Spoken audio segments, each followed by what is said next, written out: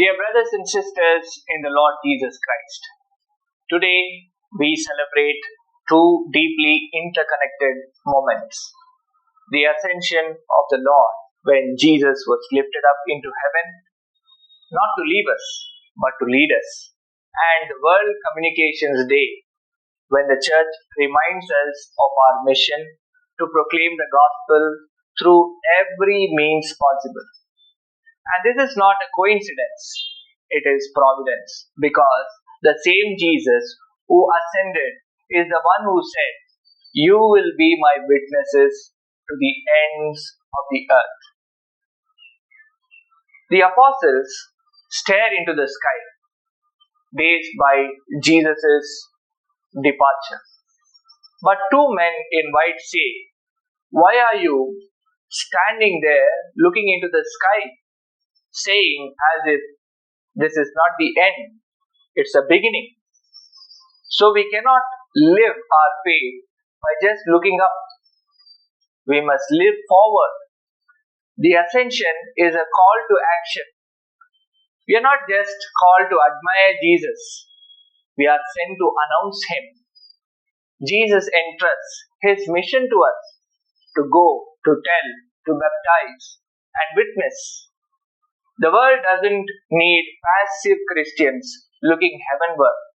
It needs engaged disciples bringing heaven to earth. We live with our eyes on heaven, but our feet on earth. This is the call for us today. Our faith must go public.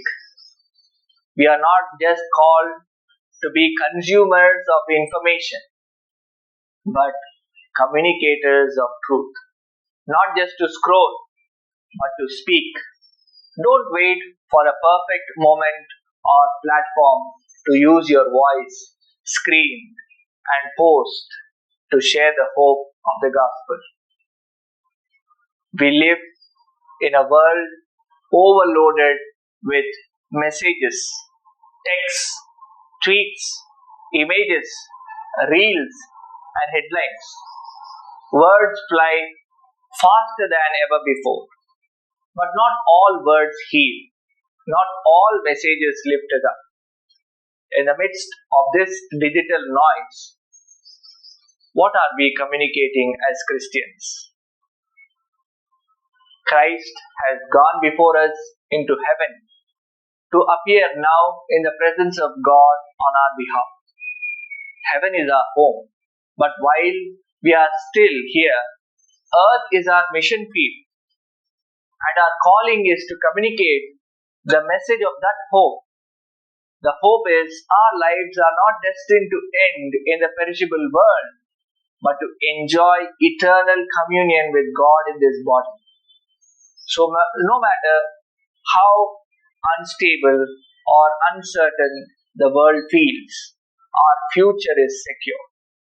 That's why we do not communicate out of fear, but out of faith that our bodies will be lifted up and we will live with Jesus forever as He has prepared a place for each one of us.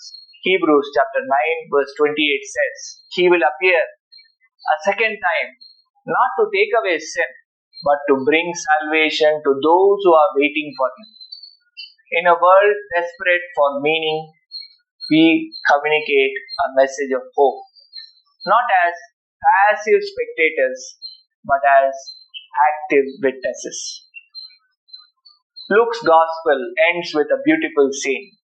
Jesus blesses the disciples and is carried up to heaven. And what do? They worshipped Him and returned to Jerusalem with great joy. They didn't mourn His departure. They celebrated His commission. They didn't isolate. They evangelized. They didn't withdraw. They went out. Worship is where we are filled.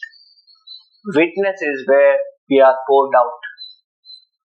You don't always need a pulpit to preach.